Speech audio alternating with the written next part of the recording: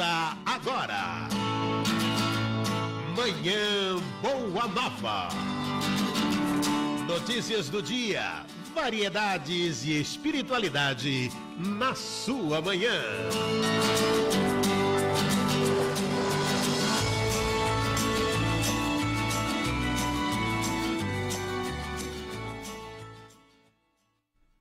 Ótimo dia para você que sintoniza o programa Manhã Boa Nova. Sempre estamos já aqui ao vivo pela Rede Boa Nova de Rádio e pela TV Mundo Maior. Nesta sexta-feira, 17 de maio de 2019, vamos trazendo sempre muita notícia, muita informação, com espiritualidade e alegria para você começar bem a sua manhã. Aqui na apresentação, eu, Vanessa Cavalcante, e claro, desejando um bom dia à nossa técnica e à nossa produção também. Vamos aos destaques do programa de hoje? Já tem muita informação aqui para a gente trazer para o programa. Inclusive, nós vamos falar sobre o Dia da Internet, o Dia Mundial das Telecomunicações e da Sociedade da Informação, que comemora-se hoje, 17 de maio. E será que a internet é segura para a divulgação do espiritismo? Como que é realizada a comunicação no plano espiritual? E qual a importância da tradução para Libras das palestras em casas espíritas? Todos esses temas vão ser abordados aqui hoje e também nós temos sorteio para quem participou lá da Blitz Feal no Centro Espírita Karl Schutel. Fica ligadinho se você passou por lá. Temos outro sorteio também hoje, São 2 pares de ingressos para a peça Chico Além da Alegria, que será apresentada no domingo em São Paulo. 0800 979 5011 é o telefone para você participar do sorteio. Fala com a Margarete, ela vai atender a sua ligação e você deixa a sua mensagem aqui para o Manhã Boa Nova também. E você participa pelo nosso WhatsApp, que é 0 operadora 11 99643 3827. Pode enviar um vídeo também pelo WhatsApp ou áudio, que a gente quer ouvir a sua voz aqui no nosso programa também. E você deixa sua pergunta para o quadro Atualidades e Espiritismo com André Trigueiro, ele já está na linha. Bom dia, André, tudo bom? Bom dia para todos vocês, tudo ótimo. Que bom ter você mais uma vez aqui com a gente. Então vamos começar já falando do filme, Estreou ontem, 16 de maio nos cinemas, Kardec, a história por trás do nome. Você já teve a oportunidade de assistir, André? O que você achou? Não, eu vou assistir fim de semana, vou arrastar umas 10 pessoas comigo, espíritas e simpatizantes. Vamos que vamos. Vamos que vamos. Você acha que a expectativa é que ele vai retratar bem a história do nosso codificador, da doutrina espírita? Qual que é a importância também de um filme desse para a divulgação do espiritismo? Vamos lá, eu conheço o Marcelo Sotomayor, meu colega jornalista aqui do Rio, que é o autor da biografia de Kardec, que inspirou o Wagner de Assis, que eu também conheço, que é o diretor e roteirista, responsável pelo Nosso Lar, o filme que levou 4 milhões de brasileiros aos cinemas, um blockbuster espírita. Eu conversei com o Wagner de Assis ontem, ele disse que as primeiras informações são de que no dia da estreia do filme, que foi ontem, as salas estavam cheias, quer dizer, o movimento espírita comparece. E eu li a biografia do Marcel. A minha percepção é de que a grande contribuição desse filme vai ser, primeiro, colocar Kardec no seu devido lugar. Kardec era um cético, era um homem de ciências. No primeiro momento, ele nem se interessou pelo fenômeno das mesas girantes em Paris.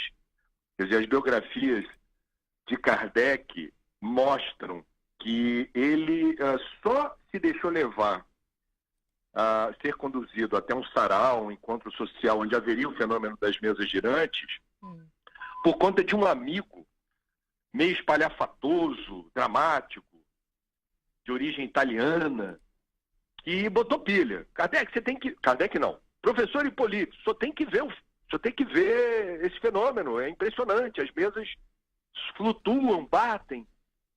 Ele só começou a se dar conta de que havia por ali algo interessante quando, cedendo ao convite do amigo, percebeu que havia uma possibilidade de comunicação com alguém inteligente, que não era a mesa era o veículo. Nasce, eu diria, essa disponibilidade de um homem que sabia estar colocando sua reputação na qualidade de discípulo de Pestalozzi, um dos mais importantes pedagogos da França naquele período.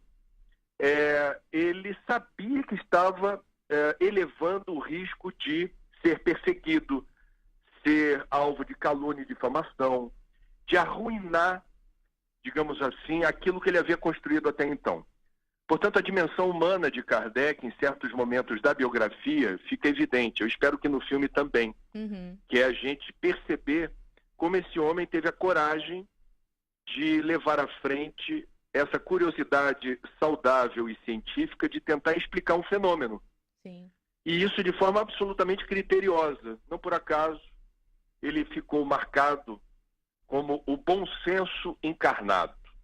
Espero que o filme cumpra essa função também.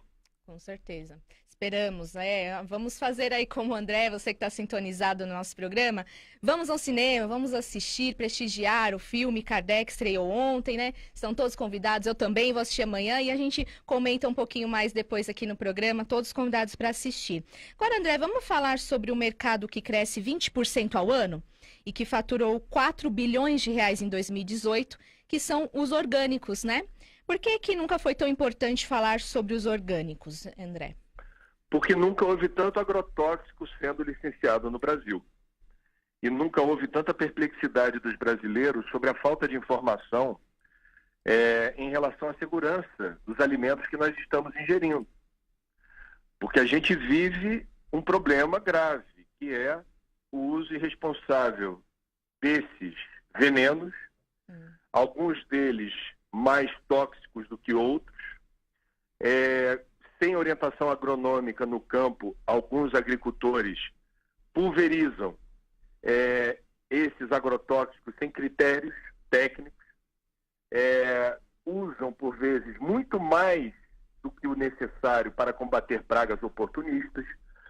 No ano passado, na Fundação Oswaldo Cruz, aqui no Rio de Janeiro, que tem um laboratório referência para análise de alimentos, justamente para verificar como anda a pulverização dessas substâncias químicas no campo, eu ouvi da especialista lá da Fiocruz a seguinte informação: existem certas plantas, certos alimentos que têm mais de 15 substâncias sobrepostas, substâncias químicas que estão ali junto, determinando um efeito devastador para a praga.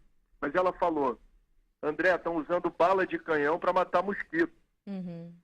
Então temos problemas, é um problema de confiança das pessoas em relação ao que elas estão ingerindo.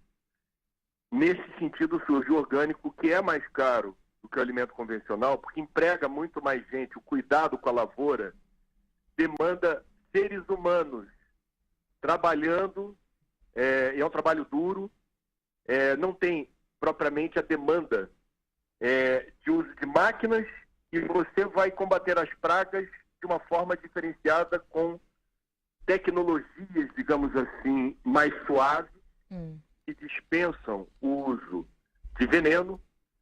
Você tem um contra-ataque biológico, você tem um arsenal de técnicas que dispensam substâncias químicas e permitem que aquele alimento não tenha qualquer rastro, qualquer sequela do ponto de vista da pulverização de veneno. Então, não sei se respondi a pergunta, mas nós temos no Brasil e no mundo um cenário em que vai havendo uma maior percepção das pessoas que a alimentação orgânica não é apenas composta de nutriente, mas é vacina, é saúde, é remédio. Quem come um alimento saudável está ingerindo medicação. É remédio que te deixa mais, eu diria, forte e resiliente em relação à doença. Sim. O Bruno de Souza, da Vila Medeiros, Zona Norte de São Paulo, está aqui pelo nosso WhatsApp perguntando, acredito que você já tenha falado algo, mas vale reforçar, né? Ele pergunta quais são os efeitos dos agrotóxicos à saúde humana, André? Depende do nível de intoxicação, né? Quer dizer, você vai ter no Brasil, e Bruno, obrigado pela pergunta, você pode fazer essa pesquisa, porque há relatos do próprio Ministério da Saúde, são estatísticas sobre incidência de intoxicação por agrotóxico no Brasil. normalmente essas estatísticas só medem intoxicação aguda, quando a dosagem de agrotóxico é muito acima do que seria suportável. Então a pessoa pode ter um desarranjo intestinal, um problema gastrointestinal, pode ter febre, ela pode ter alguma reação que na hora você percebe que há algo errado com o teu metabolismo e procura ajuda. Agora, existe a intoxicação crônica, de dosagens muito pequenininhas que o corpo, na verdade, não responde, não há um mal-estar. Mas aquilo na linha do tempo, segundo alguns pesquisadores, pode significar risco para o seu metabolismo, como o aparecimento de certos gêneros de câncer. Então, são muitas as variáveis, precisa ver qual é o nível de exposição, a concentração de agrotóxico ingerido, e cada pessoa responde a isso de um jeito, entendeu, Vanessa? Entendi. Cada organismo é diferente, né? Você quer ver, mosquito da dengue. Tem gente que tem doença incubada e não manifesta.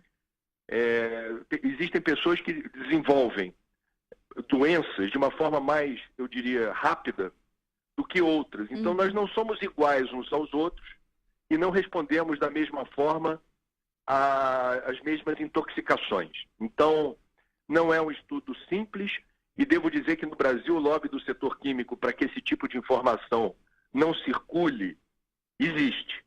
Tá? Tem um lobby que diz assim, não, fique tranquilo, é seguro, em vários países você tem esse agrotóxico sendo usado, não há problemas.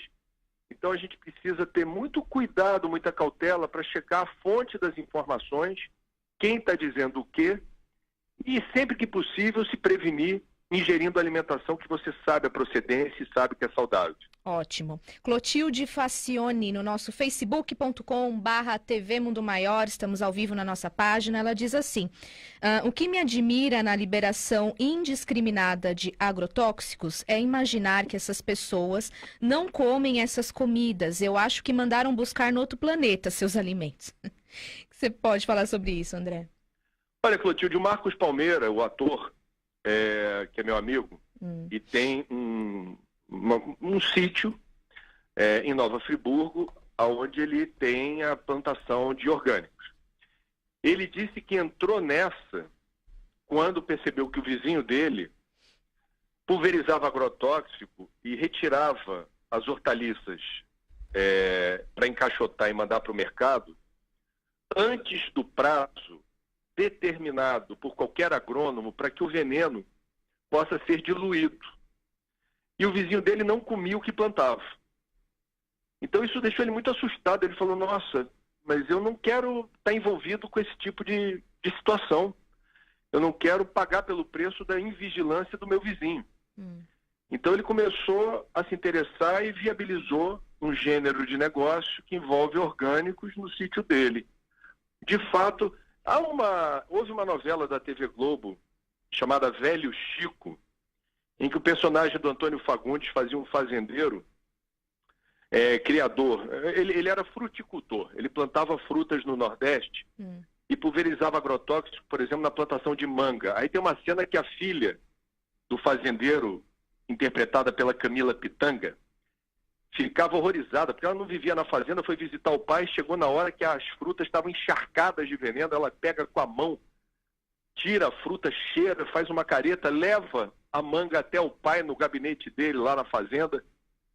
Pai, olha isso aqui, que é isso? O senhor está usando muito mais veneno do que precisa. As pessoas, se souberem disso, não vão querer comprar a sua fruta. E o Antônio Fagundes, assim, fazia esse personagem bem carrancudo, dizia assim, eu não planto para comer, eu planto para vender. Então a gente tem problemas. Não é a regra, eu não quero dizer que esta seja a regra no Brasil. Eu vou, de boa fé, a minha presunção é de que a maioria dos agricultores age da forma mais ética e correta possível. O problema é que eu não sei, quando eu vou comprar no supermercado, no Hortifruti ou na Feira Livre, se o que eu estou levando para casa é do agricultor ético ou do agricultor que pisou na bola. Essa informação eu não tenho. Camila Lopes, de Pelotas, Rio Grande do Sul, tem uma pergunta, mas é sobre o filme, né? Voltando a falar então do filme Kardec. Ela diz, será que o público não espírita interpretará os fenômenos mostrados no filme como uma montagem de efeitos cinematográficos, tipo do ET, do produtor Spielberg? E aí, André? Olha, Camila, eu acho que nesse momento o importante é a gente reconhecer que a nossa doutrina, que a maior parte da existência do espiritismo no Brasil, do século XIX para cá, nós fomos ridicularizados, perseguidos, nós fomos difamados. E hoje você vê filmes como Chico Xavier, Nosso Lar, provavelmente esse, do Kardec, novelas como da TV Globo, A Viagem, da Ivani Ribeiro, que foi a recordista em audiência na TV aberta.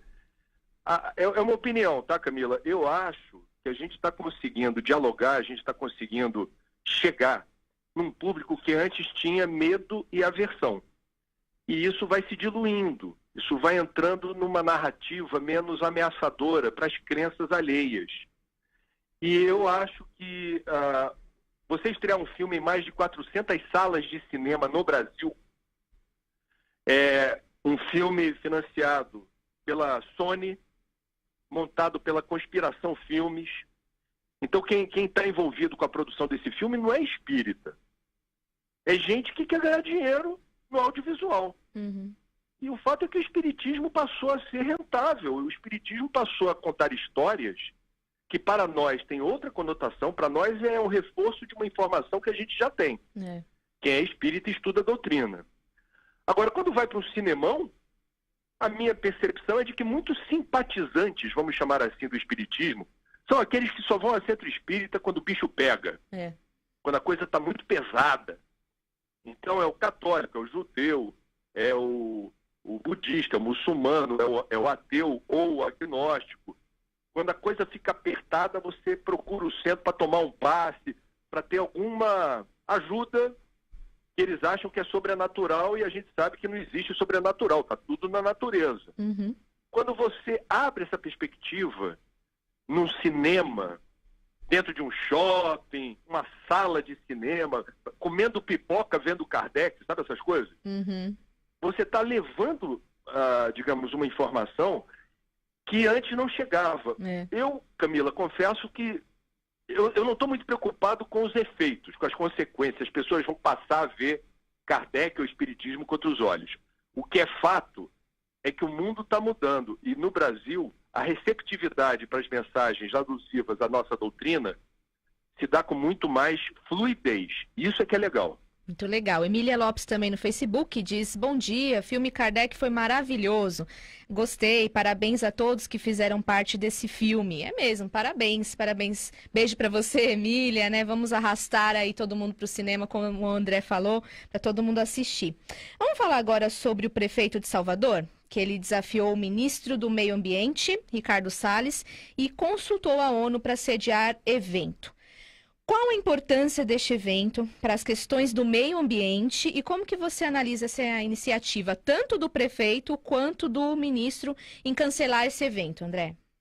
Estamos falando de um evento da ONU que não é a Conferência das Partes, a COP25, que foi aquela que o presidente Bolsonaro disse que o Brasil não deveria realizar porque custa caro e foi parar no Chile. Esse evento aconteceria em agosto e ele reuniria experiências de países da América Latina e Caribe, como eles estão enfrentando a mudança do clima, o aquecimento global, quais são as experiências legais de acontecer, inclusive com uma feira de produtos, de indústrias que estão posicionadas para ajudar o mundo a vencer o aquecimento global. Muito bem. Esse governo não tem política climática e acha que isso não é importante. É curioso, porque o mundo inteiro já percebeu o senso de urgência de enfrentarmos essa questão. Eu estou falando com você aqui do Rio de Janeiro, estamos no mês de maio. Até agora já houve 4 temporais, 4 dilúvios acima da série histórica de chuva, com mortos. São Paulo, em abril, teve um dilúvio que muitos paulistanos com mais de 80, 90 anos entrevistaram pessoas de idade que disseram: eu nunca vi uma chuva dessa causar tanto transtorno. Houve 13 mortos em São Paulo em abril. Eu estou dando rápidos exemplos de que a mudança do clima já está acontecendo e dá diferentes pistas ou sinais. o ministro do Meio Ambiente disse que não queria que esse evento acontecesse no Brasil, mesmo com os custos todos sendo da ONU. O prefeito de Salvador, ACM Neto, que está fora do Brasil, rapidamente disse: mas eu quero, é na minha cidade. E estou autorizando o meu secretário de Meio Ambiente a fazer contato direto com a ONU para ver se isso é possível. Essa questão não foi totalmente resolvida. E o ministro do Meio Ambiente arrumou sarna para se coçar, porque o prefeito de Salvador vem a ser o presidente do Democratas, que é o partido que tem hoje o presidente da Câmara e o presidente do Senado. Portanto, para um governo que quer aprovar rápido reformas, como a reforma da Previdência, resolveram atiçar o presidente do partido que dá sustentação ao parlamento. Não creio que tenha sido um bom negócio, nem do ponto de vista científico, muito menos do ponto de vista político. Essa questão continua pendente. Eu estou em contato direto com o secretário André Fraga, lá de Salvador, perguntando: vai ter ou não vai ter evento? Ele falou: André, nem a gente sabe. Não sabe. Porque está pendente. A ONU aguarda um posicionamento do governo brasileiro. O ministro do Meio Ambiente não vale, tem que ser da presidência. Isso não aconteceu ainda. E não se sabe qual será o desenrolar, o desfecho dessa história. O estrago está feito. Danúzio Melo, no nosso Facebook, sobre a questão dos agrotóxicos, ele diz que faz mal à saúde de todo ser vivo. Bom programa, sou de Sobral, Ceará, Brasil, estou adorando. Então, obrigada pela participação aí do Danúzio. Opa! Muito bom. Vamos às manifestações, André. As manifestações aí pró-verbas para a educação, que ocorreram em nível nacional, trouxeram aí à tona até onde vai o direito de expressão do cidadão, né? Como é que você analisa esse movimento? A manifestação é legítima e também a posição do governo? Toda manifestação de rua em favor da educação é legítima. Em 2013, no governo Dilma, foram absolutamente legítimas. Anteontem, no Brasil, em todas as capitais e no Distrito Federal, também foram legítimas. A minha percepção em relação a isso é a seguinte: o ministro da Educação, antes de anunciar os cortes, que o fez, aliás, de uma forma um tanto esquisita, porque no primeiro momento ele falou: estou cortando 30% da verba de 3 universidades federais por balbúrdia e por situações que ele não concordava. Algo sem precedente. Depois ele levantou o sarrafo e falou: não, estamos cortando de todas as universidades, é contingenciamento. O dinheiro está lá, mas a gente não vai liberar agora.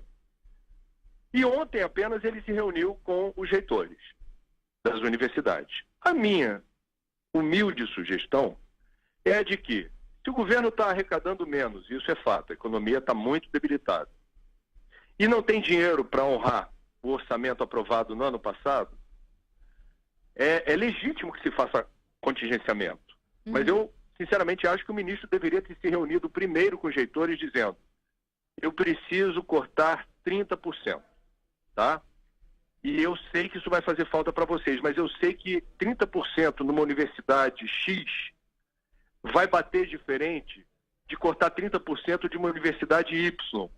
Cada universidade tem uma realidade orçamentária distinta. Em algumas esse corte dói mais, em outras dói menos. Eu faria isso. Eu chamaria os reitores e diria: me ajudem a fazer o corte com menos dor. Não foi o que aconteceu. E, como disse um amigo meu da Globo News, Otávio Guedes, ele disse assim: qualquer ministro da educação no mundo, quando anuncia corte de verba, vai fazer isso com cara de velório. E esse ministro anunciou o corte com cara de carnaval. Também não bateu bem. Então a gente tem que ter aqui um cuidado, porque educação é um mantra da sociedade, é um dos únicos consensos que a gente tem no Brasil. Todo mundo fala que é preciso educação. Só que aí na hora de você anunciar corte, que é uma medida dolorosa, dura, difícil, o clima não deveria ser propriamente de entusiasmo e euforia. Então temos questões aqui, Vanessa, delicadas, e eu espero que o Brasil rapidamente saia dessa, porque com o dinheiro do orçamento a gente já não vai bem. Quando corta ou contingencia, a situação fica realmente difícil. Complicada. Você que faz diversas palestras divulgando o espiritismo, André, já conheceu alguém ou obteve informações de palestrantes que tenham cobrado para realizar palestras? E também queria que você falasse o que a doutrina nos traz a respeito disso. Na sua opinião, cobrar ingresso, realizar grandes eventos, vai contra a proposta de divulgação da doutrina espírita? Essa é uma questão excelente. Eu espero ter tempo aqui para discorrer sobre ela. Vamos lá. Eu nunca tomei conhecimento de palestrante que cobra, mas não sei se alguém por aí cobra. Eu acho um absurdo, né? Quer dizer, se você vai falar sobre espiritismo, você não deve cobrar, né? Por uma questão de ética e pelo entendimento da doutrina, no sentido de que o trabalho do palestrante também é um trabalho voluntário. Ele não tem o direito de amealhar recursos financeiros para falar do espiritismo. É um contrassenso, é uma aberração. Eu, sinceramente, não respeitaria, eu sei que são palavras duras, Sim. um palestrante que ganha dinheiro falando sobre espiritismo. Para mim isso é tão importante, e eu respeito quem lança livro e cobra, porque livro demandou tempo e energia, é um produto comercial, tem editora ganhando dinheiro com a venda do livro. Então não vejo problema se o autor achar que deve ganhar o direito autoral. Eu abri mão de todo o direito autoral de todos os livros que eu lancei até hoje. Espíritas e não espíritas. Eu consigo me manter sem esse direito autoral, e os livros espíritas, mesmo que eu tivesse a demanda premente do recurso, provavelmente eu viveria um conflito. Nossa, eu preciso desse dinheiro, mas como é que eu vou cobrar de um livro que está levando informação relevante sobre doutrina espírita? É uma questão delicada, cada um pensa de um jeito. Em relação a grandes eventos, isso está em discussão, viu, Vanessa? No meio espírita. Quer dizer, a gente precisa ter a clareza se esse movimento da cobrança de ingresso, por exemplo, o que eu vi acontecer quando fui convidado para falar no Congresso da Federação Espírita do Paraná, da FEP. Eles fazem um evento lá para mais de 10 mil pessoas, não cobram ingresso. Agora, a arrecadação vem do lanche, do almoço e dos livros. Sim. Então você contrabalança. Quer dizer, a minha receita fica empatada, eu consigo viabilizar o evento sem cobrar ingresso. Em outros lugares, quando se cobra ingresso, do meu ponto de vista, precisa ficar muito claro que ninguém ali está amealhando lucro. Você, para trazer palestrante de longe, hospedar o palestrante, fazer divulgação do evento, alugar o espaço, tudo isso tem dinheiro, custa dinheiro. As casas espíritas não têm dinheiro sobrando. Então, quem organiza evento precisa, de alguma forma, não se endividar. Imagina, se todo evento espírita deixar alguém negativado, inadimplente no mercado. Então, se você cobra ingresso para empatar o investimento que foi feito, não havendo lucro, eu não vejo problema, eu, André. E acho que esses eventos pagos deveriam ser sempre transmitidos ao vivo pela internet sem custo. Que aí você viabiliza a informação, quem quiser acessa pelo smartphone, pelo iPad, pelo PC, você acessa aquilo. Se não pode acompanhar ao vivo, fica arquivado e depois você vê a hora que você quiser, de graça. Então, cada caso é um caso, e eu acho que a gente sempre deve ter esse cuidado de lembrar que, quando o assunto é espiritismo, eu acho que não deveríamos ter, como princípio da organização de qualquer evento, o lucro.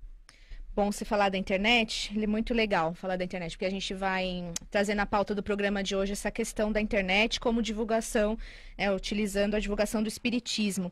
Pena que a gente só tem um minutinho, mas eu queria que você falasse a sua opinião de um tema também que está sendo debatido nas redes sociais, né? Que é a elitização do movimento espírita. Você pode falar um pouquinho sobre isso também, André? Bom, a elitização do movimento espírita foi confirmada no último censo do IBGE em 2010, quando a gente foi apresentado pelo Instituto Brasileiro de Geografia e Estatística como segmento religioso. O IBGE, quando faz o censo, pergunta: qual a sua religião? Está lá o espiritismo, que somos nós. Nosso segmento é aquele que tem mais renda dentre todos os outros, mais idade dentre todos os outros e mais escolaridade dentre todos os outros. Então, do ponto de vista estritamente estatístico, de censo, nós já somos uma elite, se comparados com outras tradições e religiões. Uhum. Elitização é uma palavra que remete a um processo que não quebra essa configuração. E aí isso envolve, eu não vou ter tempo de desenrolar isso em um minuto, acho que meu tempo já acabou, mas via de regra, uma comunicação mais clara e objetiva, a gente não ser tão erudito, tão sofisticado no linguajar e a gente se comunicar bem com diferentes segmentos, dialogar bem. Isso diz respeito aos eventos mencionados por você, como é que a gente pode fazer a comunicação espírita circular, fluir, sem cobrar para acessar esse conteúdo, e o custo dos livros espíritas e dos conteúdos que estão armazenados na grande rede, né? Quer dizer, como é que a gente faz a informação que precisa chegar a todos de forma gratuita, clara e objetiva, de maneira dinâmica, atraente e facilitando, portanto, a expansão do Consolador Prometido em todos os tecidos da sociedade, todas as camadas, todos os níveis? É a boa pergunta para a gente quebrar o que você está chamando de elitização do movimento espírita. Se for importante, interessante para todos, vamos ver aqui, né? Para mim falar mais um pouquinho sobre isso na semana que vem, tá? Essa elitização. Tem evento pro final de semana? Não, nesse fim de semana eu tô querendo ver o filme de Kardec e vou corrigir prova da PUC, porque sendo professor, você sabe, eu poderia dar só múltipla escolha. Eu dou 4 discursivas, 4 questões discursivas e pago um preço caro por essa teimosia. Boa sorte, viu? Obrigado, Pedro. Tudo de bom. Até a próxima semana. Gente, continue aqui conosco no Manhã Boa Nova. Este André Trigueiro participando aqui do Atualidades Espiritismo, sempre trazendo as notícias, e você vai sempre mandando o seu recadinho para nós. Nós temos o programa Sua Nota Vale Uma Nota, das Casas André Luiz, e queremos convidar você para participar, né? Pode fazer a doação da nota fiscal pelo site casasandreluiz.org.br, pelo WhatsApp, que é 11 94321 0089, ou nas urnas que estão em todas as unidades das Casas André Luiz, tá bom? Doe sua nota fiscal, muito importante para as Casas André Luiz, este movimento, né, que é o programa Sua Nota Vale Uma Nota. Estamos recebendo em nossos estúdios o pesquisador espírita Norberto Gavioli. Bom dia. Olá, bom dia. É um prazer estar aqui novamente com vocês. Tudo bom, Norberto? Tudo excelente. Né? Ainda mais com o filme de Kardec sendo veiculado em 400 casas, né? É uma coisa, assim, muito impactante. Show, né? Show de bola. Está na expectativa para assistir também? Ah, sem dúvida. Eu também. A gente comenta depois que a gente assistir, né? A gente estava falando agora com o Trigueiro sobre os eventos que são cobrados. Vamos trazer a sua opinião também? O Amigos da Boa Nova, nosso encontro Amigos da Boa Nova de todos os anos, que nós cobramos, né? Mas tem um objetivo aí de levantar fundos para a FEAL e não para os palestrantes que foram voluntários. Então, fala sobre isso também, né, Norberto? O Trigueiro abordou um aspecto bastante interessante, né, que é a não cobrança, né? Dai de graça o que de graça recebeste. Então, como os espíritos influenciam os nossos pensamentos muito mais do que podemos imaginar, né? Isso aí está no Livro dos Espíritos. Se nós somos os médiuns, somos os veículos, nós simplesmente somos os executores. Então, a informação vem da espiritualidade e nós, que temos o dom da palavra, aquele que tem o dom da escrita, ele se utiliza desse mecanismo para passar a informação de lá para cá com o objetivo de esclarecer e proporcionar a evolução do planeta como um todo. Então, a cobrança do ato em si, ela deveria ser desnecessária. Tá? Então, o palestrante não deve ganhar dinheiro fazendo palestras. Ele tem a sua profissão, ele tem o seu meio de sustento, que não através do espiritismo, senão aí ele está sendo um usurpador. Né? Ele está recebendo uma coisa de graça e comercializando isso. Então, como você citou, né, o Encontro Amigos da Boa Nova, ele é cobrado, mas o objetivo da cobrança não é distribuir o lucro da cobrança entre os palestrantes. Muito pelo contrário, né? Os palestrantes vão lá de graça, pagam a sua viagem, pagam o seu almoço, né? E têm o prazer de fazer a palestra. Então, o que foi auferido de lucro, né? A renda do evento tem um objetivo específico que é a manutenção da FEAL. E é através da FEAL que nós estamos podendo nos comunicar com vocês aí agora. Através da rádio e através da televisão. E tudo isso tem um custo, e não é um custo barato. É muito caro manter um equipamento eletrônico desse funcionando 24 horas por dia. Exatamente. Né? Então, os funcionários da Fundação FEAL, esses são remunerados, porque eles trabalham aqui dentro profissionalmente. Então, o controlador de som, o eletricista, o técnico de mesa, esses são profissionais. Agora, eu e todos os demais palestrantes que vêm aqui, comentaristas, eles vêm com o máximo prazer e não cobramos um tostão, muito pelo contrário, contribuímos. Então, a gente tem que saber diferenciar isto, né? Senão vai virar aquilo que aconteceu lá no templo, né? Os vendilhões do templo, que Jesus criticou lá na época dele. Então, como Jesus é o caminho, a verdade e a vida, se nós analisarmos todas as atitudes dele, todas as informações geradas a partir das ações dele, são aplicáveis a qualquer instante e a todo mundo. Não só os religiosos, a qualquer indivíduo, né? Então, se você tem um trabalho, você tem remuneração por esse trabalho, é profissional, um trabalho profissional. Agora, se você tem um dom que vai levar a palavra, vai levar o esclarecimento, isso é voluntariado.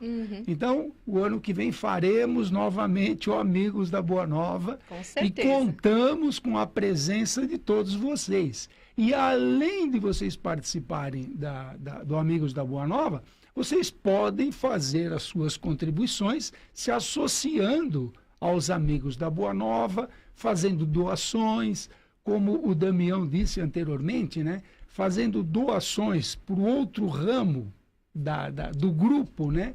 Que são as Casas André Luiz, que tem uma necessidade muito grande. Então, roupa usada, em boa qualidade, equipamentos eletrônicos que já estão com algum risquinho, né?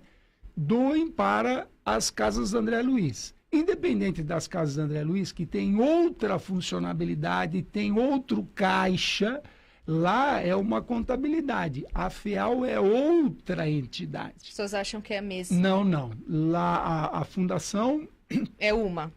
Casas André Luiz. As Casas André Luiz, com CGC separado, contabilidade separada, né? Não há um caixa comum para tudo isso. Então, cada uma tem que buscar o seu sustento próprio através de doações, que são entidades filantrópicas, como a FEAL é uma entidade filantrópica, sem fins lucrativos.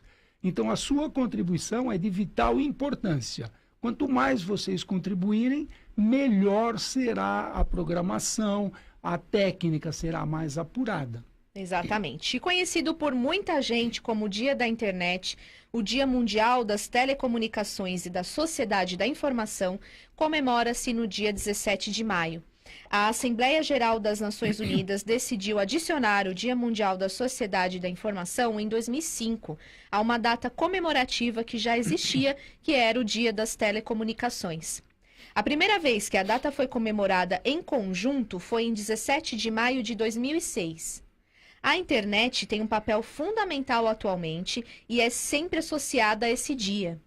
Nesta data, o objetivo é incentivar as ações que chamem a atenção das pessoas para as mudanças que acontecem com a internet e outras formas de telecomunicação. Acabar com a exclusão digital e promover a segurança na internet são algumas das ideias discutidas. Qual que é a importância dessa data, hein, Norberto? Quando nós fazemos uma comemoração, o objetivo da comemoração é relembrar algo. Né? Então, a gente sempre comemora o início ou o fim. Né? Então, é a data do nascimento ou a data da morte. Entre o nascimento e a morte, aconteceu um monte de coisa que não é comemorada. Né? Essas coisas que ocorrem entre o nascimento e a morte fazem parte do cotidiano. Mas a importância é que essa data celebra os eventos decorrentes do processo da comunicação. Então, a importância da comunicação é vital para a transferência de conhecimento. Então, todo e qualquer evento que ficar restrito simplesmente aos presentes a esse evento, ninguém fica sabendo. Sim. Então, a informação fica restrita. E o processo de comunicação que lá atrás, né, começou com o sinal de fumaça, depois o tambor, depois o telégrafo, depois o telefone, depois o fax. E do fax, hoje, demos um salto quântico, né? Saímos de uma folha de papel para um aparelhinho mágico chamado smartphone, que é um processo fantástico de comunicação. Então, através da internet, que faz essa abertura da comunicação fluir muito rapidamente, atingindo todos os pontos do globo instantaneamente. Então, é importante que nós comemoremos isso e tenhamos a lembrança, primeiro a lembrança histórica, né? Os nossos netos, né? A gente fala do telefone, aquele de gancho, né? Que a gente discava o dial, né? Que torcia lá as bolinhas. Eles nem sabem, né? É legal, porque outro dia eu fui com a minha neta no museu e lá tinha um telefone que você conversava de um com o outro, né? Ela achou fantástico, né? Que é isso? Ai, que legal, né? Por que não tem um desse em casa, né? Então, a importância da comunicação. Legal. Né? Por que a gente tem tanto problema, assim, em se comunicar, né, Norberto? Porque nas empresas, principalmente, a gente vê assim, faltou comunicação entre equipe. Mas a gente não está se comunicando muito bem. Nas casas espíritas também. Parece que tem sempre algo errado, vamos dizer assim, na comunicação, né? Por que acontece isso? É um processo interessante, porque, inicialmente, a comunicação é via pensamento, né? O pensamento nasce, ele já está pronto dentro do executor, então do chefe. Vou falar do trabalho. Né? O trabalho, o chefe teve uma ideia, né? Nasceu a ideia no cérebro dele. Na mente dele, jogou para o cérebro, lá já está pronto. Então ele, com duas palavras, ele expressa o que ele está sentindo. Só que essas duas palavras são insuficientes para aqueles que não leram o pensamento dele, que não desenvolveram um processo telepático de leitura de mente a mente. Então, o chefe tem que decodificar aquela situação abstrata que está na mente dele, escrever com todas as letras, todas as vírgulas, para quê? Para que a informação gerada não crie dúvidas, não dê margens de dúvidas ao ser interpretada por um leitor, que é o seu subalterno.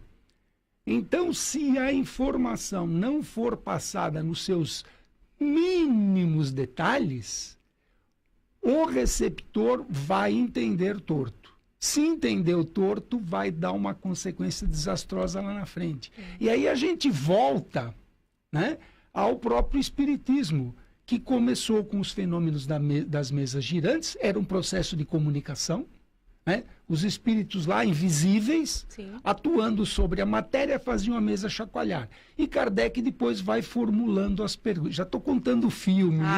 Spoiler! Um spoiler aqui do filme para aguçar a curiosidade de vocês. Não faça isso. Não é só para aguçar. Então, depois isso é transferido para a cesta de bico e daí é feita a escrita. Então, na primeira edição do Livro dos Espíritos, escrito através dos fenômenos de efeitos físicos, a informação é precisa. Se nós estudarmos o primeiro Livro dos Espíritos, nós veremos lá a doutrina muito clara, os fundamentos muito claros. Tá? E à medida em que essa informação vai passando de boca em boca, se ela é passada de boca em boca, ela já sai deturpada. Então, a importância do registro no processo de comunicação. Então, eu escrevi, está lá. Tá o registrado. vento não apaga. Uhum. Qual que é o papel da internet atualmente, Norberto? A internet atualmente é a melhor ferramenta que nós temos para difundir uma informação. E essa informação, o evento da internet, ele começou com um círculo restrito, né?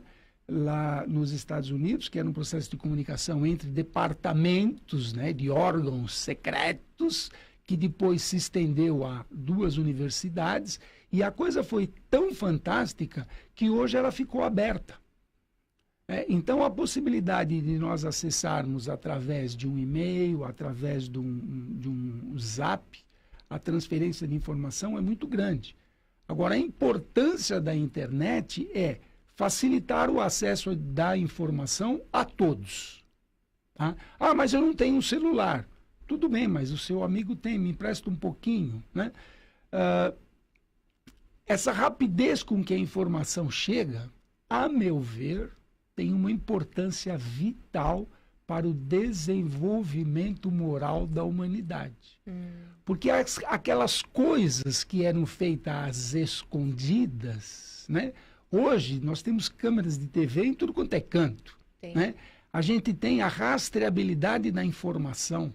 Nós podemos pegar um computador, mesmo que nós deletemos as informações do computador, ele tem uma memoriazinha escondidinha lá dentro, que os técnicos sabem como fazer e acessar. Tá lá. Né? Tá lá. Né? Então, da mesma forma que o nosso pensamento, uma vez emitido, ele não se perde, a informação do computador também não se perde. Então, a internet tem registro de tudo. Né? Você tem que ter o código de acesso, evidentemente. Então, esses são os especialistas que conseguem acessar a informação. Então, esse registro está disponível. Se a gente acessa, fantástico. Então, a internet é uma ferramenta, eu considero uma mágica, né, nesse processo de comunicação. Nosso WhatsApp, que é 99643-3827, para você enviar a sua pergunta e a sua participação aqui para o nosso programa. Alcides de Uberaba, Minas Gerais, participando. Bom dia, um ótimo final de semana para todos vocês. Beijo, viu? Obrigada por participar. Também pelo WhatsApp, bom dia, fomos ver Kardec ontem. Havia umas 40 pessoas na sessão das 7 horas. Na foto, página inteira na Folha de São Paulo. Parabéns ao Wagner de Assis, atores e todos os cooperadores. Marcelo e Fabiana de Sorocaba mandou a foto aqui na matéria, que bacana. Muito bacana, hein? Parabéns a todos mesmo envolvidos aí no filme, né? Estamos convidando, fazendo aí uma galera aí aos cinemas. No nosso facebook.com/TV Mundo Maior, Cláudio Cardoso desejando um bom dia para nós aqui do programa. A Tereza da Silva também. Rosemary Salles, bom dia. Clotilde também participou aqui com perguntas. A Penha Cabral diz, bom dia, Vanessa San. Estive na Blitz do Carbar, supimpa, né? Eu vi sua foto com a caneca, parabéns. Muito bacana. Hoje a gente tem outros prêmios aqui, pode ser que você seja sorteada também. Tem 4 prêmios para quem for lá foi e participou, né, na Blitz do Carbar Chuta. Aguarde no final do programa, viu? Edi Mafra também participando. A Ciane Macedo, Deise Mansano. Lindeza, beijo pra você. Joanice da Mata, bom dia, Vanessa, gosto muito de vocês. Gratidão, fique aí conosco, viu? Alexandre Quintão, a Cláudia Flores, sempre aqui no Facebook. Neide Caos diz, estou adorando o programa, que bom, viu? Um abraço pra você também. A Sabrina Rosa desejando um bom dia, e ela diz aqui, voltando ao corte das universidades, se fossem cortados 30% da esfera política, auxílio moradia, ministros, teríamos uma economia perto de 20 bilhões. Essa seria uma política justa para o povo. Norberto. Nós estamos numa situação bastante crítica, né? Porque quando houve a troca de governo, o rombo já existia. Né? O rombo não foi criado nos últimos 4 meses, né? Já passaram-se 4 meses do novo governo. O novo governo está tentando se adequar ao que ele dispõe. E uma coisa extremamente importante, que é a preocupação, é você não incorrer nos deslizes, né, de gasto acima daquilo que você dispõe. E esse foi um dos motivos do impeachment da Dilma, né, que ela não cumpriu o que estava escrito lá na lei. Então, esse contingenciamento, que não é um corte de verbas, é uma protelação para a utilização desse dinheiro, é o que nós temos para agora, né? Coloque-se como um pai de família, tá? Que você ganhe 100 unidades monetárias, você ganha 100. Se você gastar 120, você vai ficar devendo 20 para alguém. E nós, como um todo, né, o Brasil está gastando 120 e só está recebendo 100. Da onde que virão esses 20?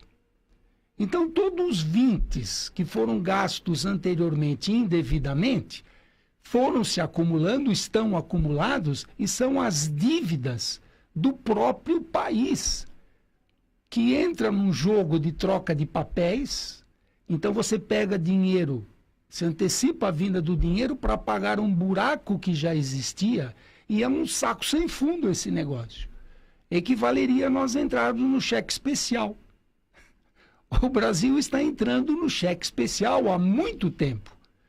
Então, se nós não cortarmos essas despesas, a coisa complica. Evidentemente que existe o corporativismo dentro da própria instituição governo, que ninguém quer perder a sua boquinha. Então, esse processo é que tem que ser reavaliado como um todo, independente da ideologia, das atitudes partidárias. Nós estamos tentando, né, como um todo, melhorar as condições para todo o Brasil. Não só para os correligionários do atual presidente, como do ex-presidente e dos ex-presidentes. Nós somos Brasil. Vamos continuar aqui trazendo informações no Manhã Boa Nova, que vai para o intervalo e nós voltamos daqui a pouco. Fique por aí.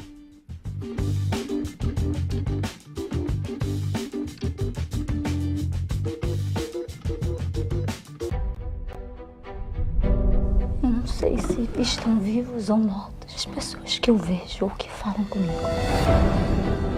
O que eu preciso é de um método. Estamos diante de uma nova e definitiva revolução. O Livro dos Espíritos. Um brinde.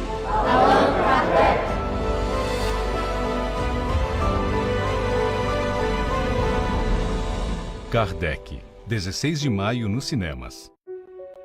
Em 1868, Kardec lança Gênese, seu último livro. 3 anos após a morte de Kardec, uma nova edição de A Gênese é lançada. Em 1884, Henry Souce, o principal biógrafo de Allan Kardec, afirma que a Gênese que estava sendo distribuída não era a mesma lançada por Kardec.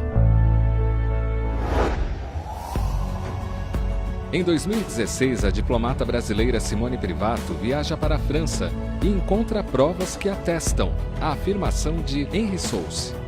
Em 26 de maio de 2018, a FEAL, Fundação Espírita André Luiz, lança A Gênese, editada a partir do livro original de Allan Kardec. Adquira já o seu exemplar no site mundomaior.com.br ou no telefone 0 operadora 11 4966 5775. Entregamos para todo o Brasil. Sócios do Clube Amigos da Boa Nova possuem desconto exclusivo.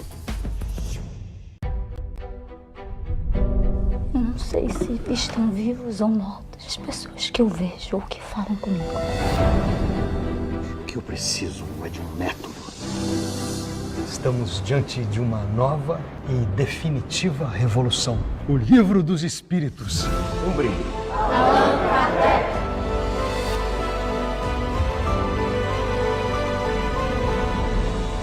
Kardec, 16 de maio nos cinemas. Algumas pessoas muito caras ao meu convívio partiram para o plano espiritual. Primeiro, o meu segundo filho, Depois, uns 4 anos e meio depois, minha mãe. E uns 5 anos depois, meu marido. Depois da perda do meu filho, eu tive um problema de depressão. Depois eu tive síndrome do pânico. E depois eu tive toque. A Rádio Boa Nova e a TV Mundo Maior, elas são aquela companhia da qual você precisa e que te leva para a frente e te põe para cima nos momentos em que você procura respostas.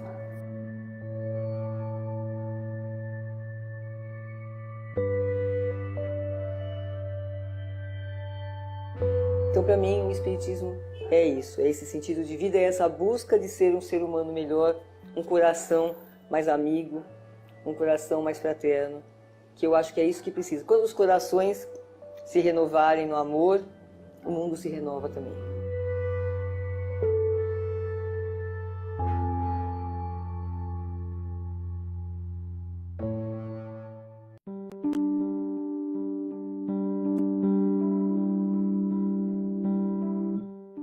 O que existe, além do que já foi falado sobre amor ao próximo?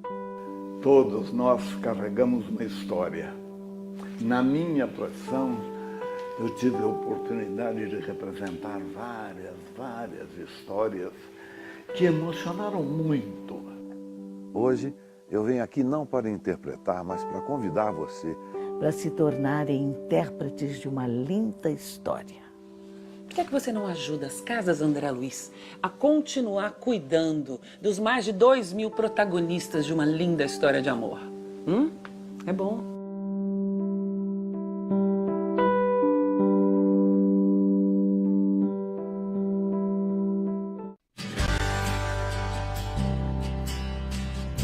Olá, eu sou o Hildo Rosa dos programas Café com Cristo e Manhã Boa Nova. E eu vim aqui te trazer um recado. Sabia que você pode mandar um recadinho para ser lido ao vivo durante a nossa programação? Para isso, basta você curtir as páginas da Rede Boa Nova de Rádio, da TV Mundo Maior no Facebook. Por lá, você acompanha a nossa transmissão ao vivo, além de acessar muito conteúdo espírita. Não perca tempo. Acesse facebook.com/Rede Boa Nova de Rádio, clique em curtir e assista de onde você estiver. Curta também as páginas do Facebook da TV Mundo Maior em facebook.com/TV Mundo Maior. Faça um post com a hashtag Eu Curto a TV Mundo Maior ou a hashtag Eu Curto a RBN, que eu vou ler o seu recadinho e lhe responder no programa Manhã Boa Nova. Estou esperando a sua curtida.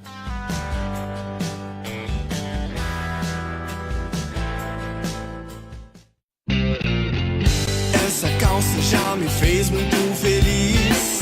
Esse vestido eu ganhei foi do Luiz. Aquela blusa de outros festivais. Porque não doa para quem precisa mais. Não servem mais em mim. Mas com certeza para outros serve sim. E é por isso que eu vou doar. Meus bons momentos quero compartilhar. Sempre que eu posso eu ajudo. Se a roupa é boa, levo pro mercado. Compartilhe você também os seus bons momentos. Doe roupas e acessórios para o Mercatudo e colabore com as Casas André Luiz. Sempre que eu posso, eu ajudo. Se a roupa é boa, levo pro Mercatudo.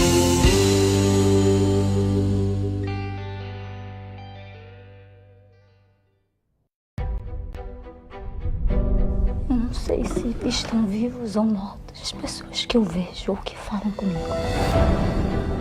O que eu preciso é de um método. Estamos diante de uma nova e definitiva revolução. O Livro dos Espíritos. Um brinde.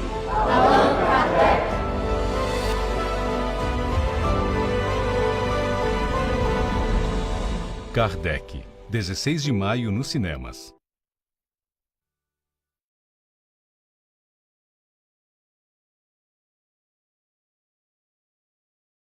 De volta trazendo algumas notícias do dia. Mais de 5 milhões de pessoas procuram emprego no Brasil há 1 ano ou mais. É o que divulga o IBGE.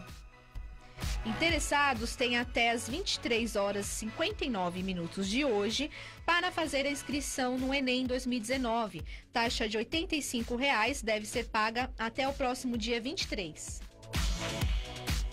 Taiwan se torna o primeiro país da Ásia a legalizar o casamento entre pessoas do mesmo sexo.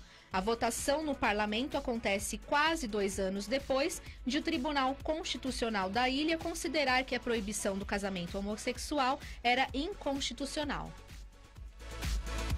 O ex-ministro José Dirceu tem até às 17 horas para se entregar à Polícia Federal em Curitiba para cumprir pena na Lava Jato. A determinação do juiz Luiz Antônio Bonar saiu poucas horas após o Tribunal Regional Federal da 4ª Região negar um recurso dos advogados do ex-ministro, que pedia prescrição da pena de 8 anos e 10 meses. Sai hoje a lista dos 23 convocados da Seleção Brasileira para a disputa da Copa América 2019. Agradecimentos aos sócios do Clube Amigos da Boa Nova. Hoje o nosso carinho especial vai para a Odaísa Guimarães Sanches e a Maria Salete Silva, que são sócias desde 2002.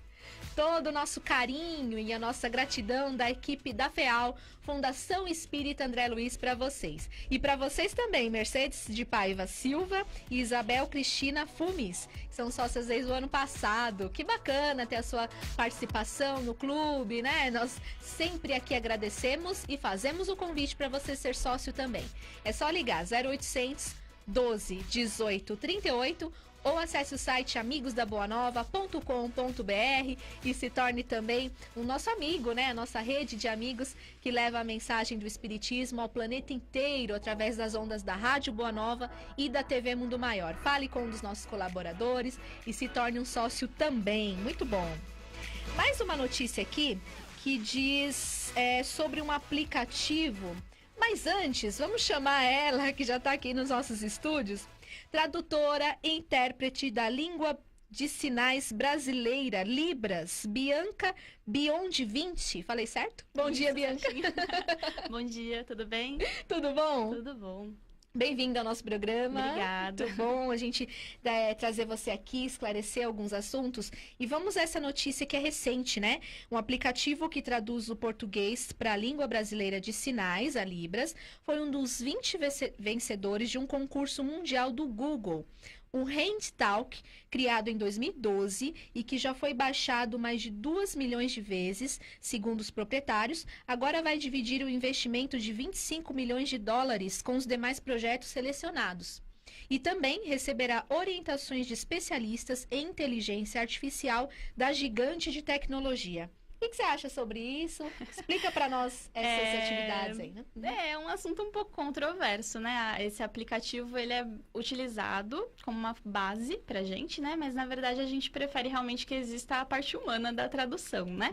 Então, é algo que dá realmente para ter acessibilidade na parte do português, porque os surdos, eles, às vezes, têm uma dificuldade muito grande com o português. Então, esse aplicativo facilita para a empresa mesmo contratar uma parte mais simples, né? Agora, numa tradução mais pesada, mais complexa, aí realmente é contratado realmente um intérprete para fazer essa mediação, né?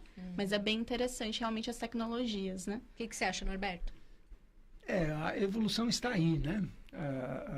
A Libra foi uma coisa fantástica, né? Esse processo de comunicação por sinais, que é o nosso processo de aprendizado, né? Nós lemos o sinal visual, lemos o sinal sonoro, né? Que é o veículo a informação está viajando.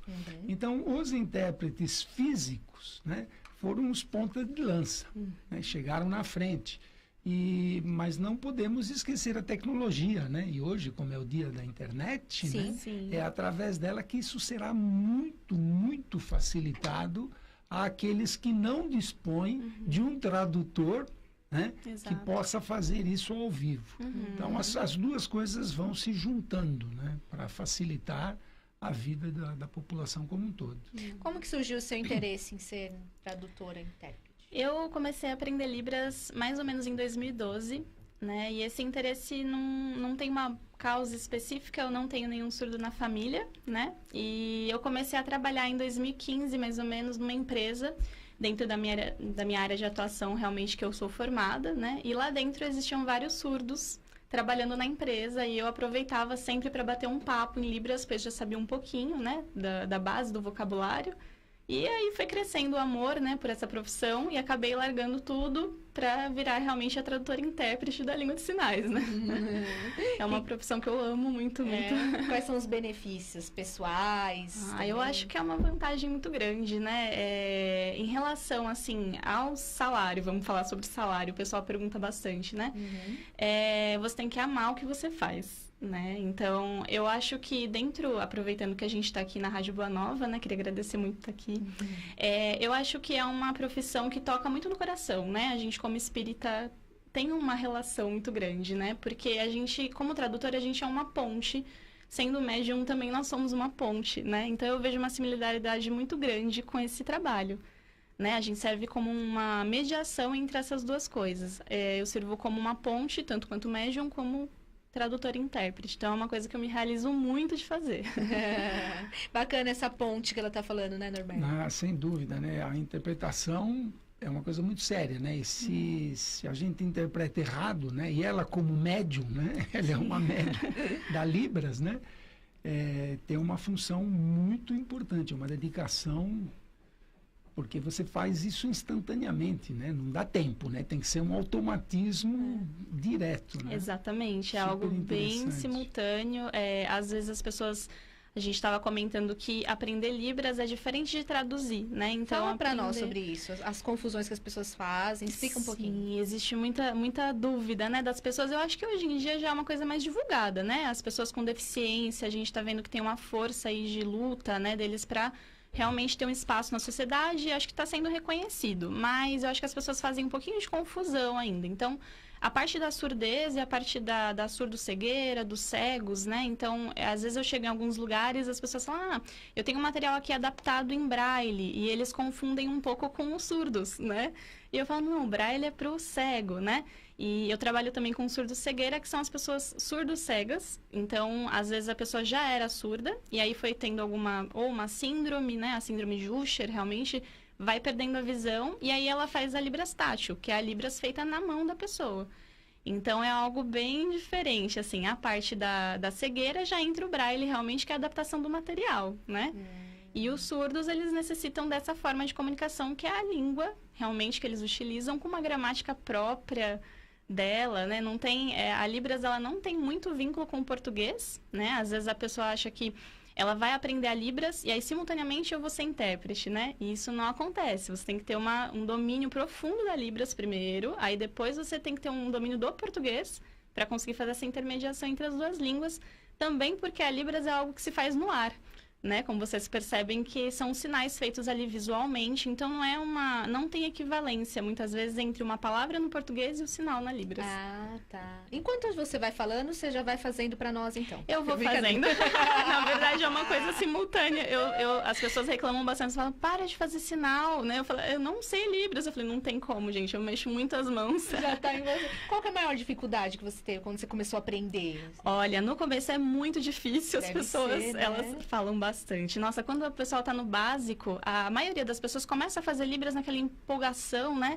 Ai, quero me comunicar com os surdos, tal, tá. Aí o básico fica lotado.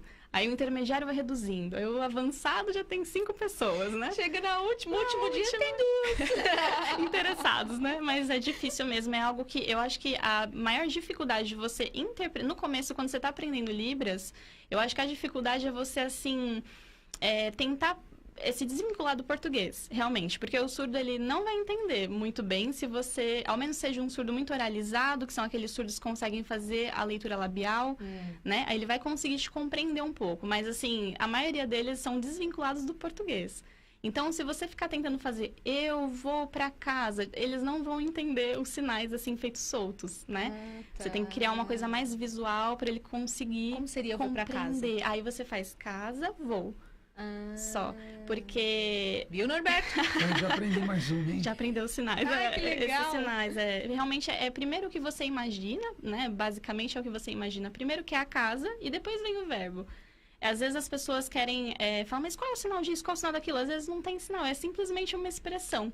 Então, por exemplo, eu fiquei com uma cara de dúvida, aí você faz só isso, a expressão de dúvida já gera realmente nossa, o que será isso? É isso, é toda a gramática da Libras. Muito legal. O Centro Espírita Nosso Lar, Casas André Luiz, colocou lá a nossa querida. Teve essa iniciativa, né? Que a gente tá, todos os programas aqui falando, os comentaristas acham muito legal. Né? Muito legal. Um máximo essa iniciativa de colocar lá a tradução das palestras, né, em Libras. Como é que tá sendo? Como surgiu para você o convite? O que você achou no dia? Como foi? Eu fiquei bem feliz. Eu faz muito tempo, é muito difícil, assim, encontrar alguém que seja espírita e que esteja na área da tradução, né, de Libras. É muito difícil achar um surdo que se interesse por ir, né, no Centro Espírita, porque eu acho que é algo muito místico, vamos dizer assim, né? As pessoas não conhecem. Isso eu falo tanto dos ouvintes, que são as pessoas que ouvem, né? Tanto dos surdos. Então, há uma misticidade. Eles acham que é uma coisa de outro mundo, né? Então, eu sempre tive essa vontade, mas, assim, nunca tive a oportunidade, porque são pouquíssimos lugares que têm interpretação. Né? Eu mesmo não conheço, eu converso com muitas pessoas, não conheço. E outras religiões têm realmente a tradução muito forte, intérpretes maravilhosos, né?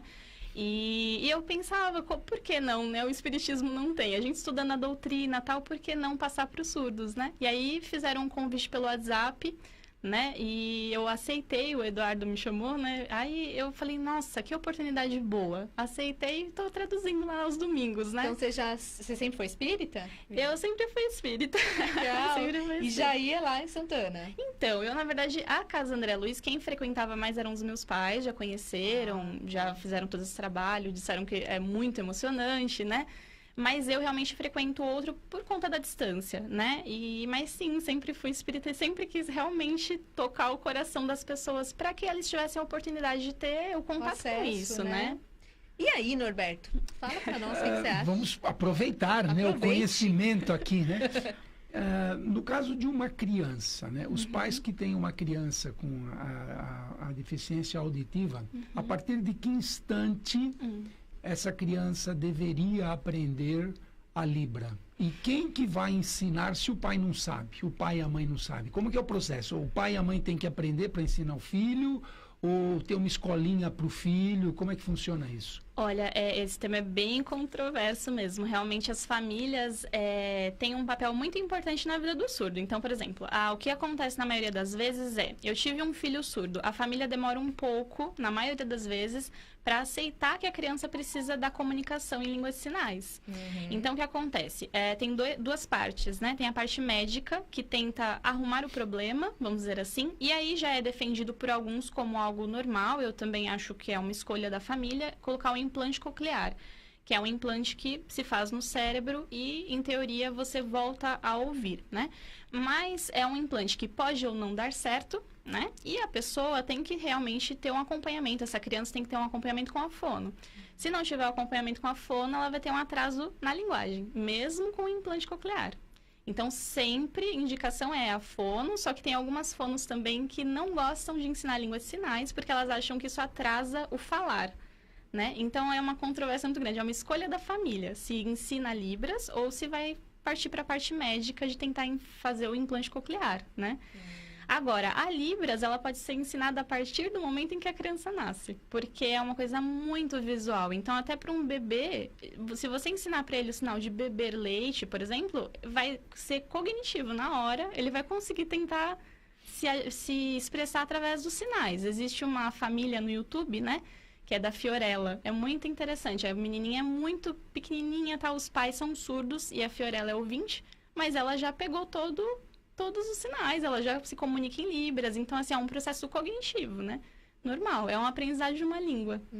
Já que estamos falando de comunicação, como é que é feita a comunicação no plano espiritual, Norberto? Da forma como que ela fez a casinha e vai. Não precisa a palavra, porque a casinha já está na mente. E o deslocamento é sair de onde você está e ir para o outro local.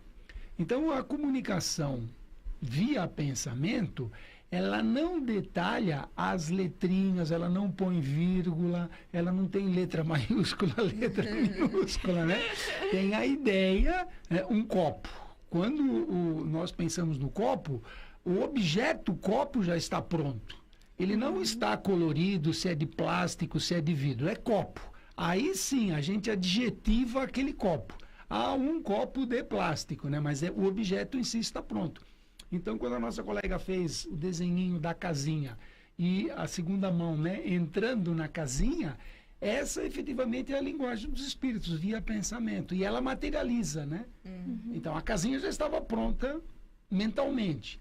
Ela, em vez de escrever casa, ela fez um símbolo da casa. E é assim que é feito. E é assim que é feito no plano espiritual. Pelo então, símbolo. é pelo pensamento em que aqueles que têm afinidade leem a imagem criada no pensamento do espírito. Bacana demais. No nosso lar de Santana, zona norte de São Paulo, tem 2 palestras, né, que é feita essa tradução para Libras, tanto quinta-feira às 20 horas e domingo às 11. Qual que você faz? Eu faço no domingo às 11. Domingo às 11. Tem recente, né, tem novíssimo. Poucos dias aí que está Sim, acontecendo. E conta para nós mais essa experiência, como é que tá sendo, né, Bia? Olha, bem difícil, Van. É algo novo para mim também, porque por mais que a gente conheça, né, a gente conhece as passagens, então assim, fica um pouquinho mais fácil, né? Mas existem alguns sinais ainda que não foram convencionados, que eu acho que é uma dificuldade aí em outras áreas também, né? Eu trabalho na área jurídica, interpretando também, e lá tem muitos termos que você não sabe o sinal e precisa fazer expansão de conceito, que é você explicar através de outras palavras o que significa aquilo, né? Através de outros sinais, né? E lá também acontece isso. Às vezes a gente tem alguns sinais, reencarnação, mentor, esses sinais já foram convencionados. Perispírito. Eu fico, meu Deus. Como seria, né? Mas não, existem sinais já, né? Ainda bem, fizeram um sinal, um dicionário, né, de sinais espíritas, está disponível no YouTube para quem tiver interesse, né? Mas assim, não é algo oficial, porque a Libras é muito assim, ela está ainda se moldando, né? Ainda não tem uma coisa muito oficial. Aí eu sigo esses sinais, né? Mas é muito, muito gratificante. Eu acho que, assim, no momento em que eu estou traduzindo, realmente a palestra me toca bastante. Tem vários momentos em que eu estou traduzindo e eu falo, nossa, que tocante, né, a palestra. Então, eu me sinto muito feliz por estar traduzindo e espero que a gente consiga tocar muitas pessoas, né? Os familiares dos surdos, né? Se puderem realmente avisar, se tiver conhecidos... Falar que não é uma coisa de 7 cabeças, a gente pensa que é um bicho de 7 cabeças, né? Pra vir para conhecer realmente e ver o que acha e aí decidir, né? Se quer continuar ou não. Ela pode se considerar uma palestrante, Norberto? Sem dúvida, né? Melhor do que aquele que está falando abobrinha lá na frente. Aquela não pode falar abobrinha. Ela é muito sintética, né? Aquilo que nós estávamos dizendo no início, né? Quando a gente passa uma informação, ela tem que ser precisa e concisa. Ela não pode ser enrolada, porque a enrolação é que dá margem a dúvidas. Tá? Então, o sinal, casinha entrando, né? Preciso entrar, preciso ir para casa. Não tem lero-lero aí no meio. Né? Então, é uma coisa assim muito, muito precisa, muito interessante. Agora, uma curiosidade pessoal, né? Como vocês percebem o crescimento dos surdos às palestras espíritas? Na Casa André Luiz, há quanto tempo ela já está fazendo isso? E se vocês já notaram um acréscimo de frequentadores surdos? Então, na minha experiência, como é uma coisa muito recente, a gente faz mais ou menos acho que 1 mês e meio, mais ou menos, que a gente está fazendo esse projeto, né? E realmente tem a frequência de uma surda que vai nas palestras, né? Mas, por enquanto, não dá para perceber se realmente vai aumentar, né, o número de pessoas que frequentam ou não.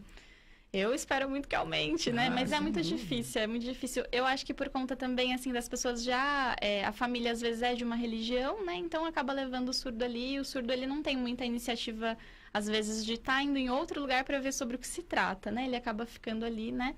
Em outra coisa, né? Não que seja uma coisa negativa, claro, né? Todo lugar a gente leva a Deus, né? De qualquer forma. Mas eu acho que é interessante a gente ter esse conhecimento, porque eu fui uma pessoa que sempre fui em vários lugares para conhecer, falar, legal, ok, sou espírita, né? Então, eu acho que essa oportunidade que eu acho importante dar para a pessoa, né? Com certeza. Mas, por enquanto, não tem como saber se realmente a gente vai conseguir ampliar ou não. A gente está pensando em fazer um curso, né, para as pessoas se aproximarem, porque os ouvintes realmente que assistem à palestra, eles ficam muito interessados. No fim da palestra, todo mundo vem me procurar falando, nossa, que legal, tal, né? E eu espero que assim se divulgue nesse trabalho. Certeza. Você também deve ter contatos com pessoas, né? Que você pode divulgar também, tô fazendo, vai lá assistir. Sim, enfim, sim, intérprete surdo. Você também divulga. Olha que coisa interessante, né? Que pode advir de um trabalho iniciante como esse, né? Como o médium, ele é um mensageiro, né? Ele é um intérprete, e a comunicação do médium com o espírito não é verbal, é mental, né?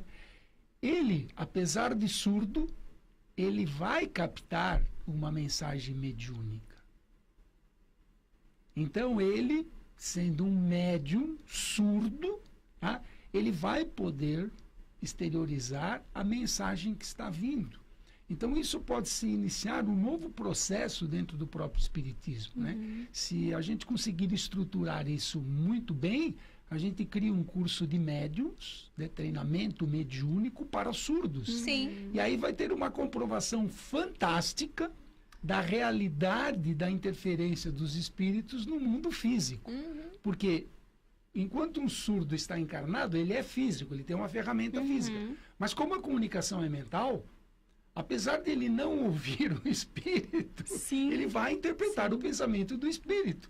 E aí ele vai escrever, né? Psicografar. Ele vai psicografar uma mensagem que ele não ouviu pelos ouvidos, mas ouviu pela faculdade mediunidade, que é interpretar o pensamento do espírito comunicante. Nossa, muito interessante. É uma nova linha de pesquisa que a gente sempre pensei nisso, né? Sempre pensei nisso. Então, olha aí, vocês jovens que estão ouvindo o nosso programa, participando do nosso programa, desenvolvam isso na universidade, né? Usem, a nossa companheira, usem as casas André Luiz, o Centro Espírita André Luiz, para desenvolver uma tese, uma teoria e defender isso lá na cátedra, né?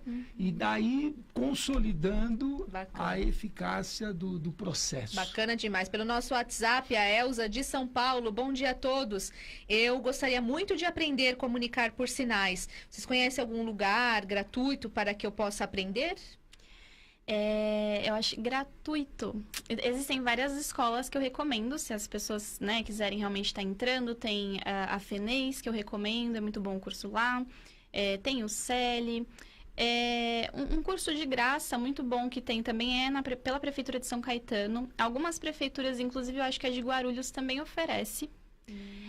Mas a maioria dos cursos, eles são pagos, né? Assim, os cursos realmente que dão uma formação com um certificado.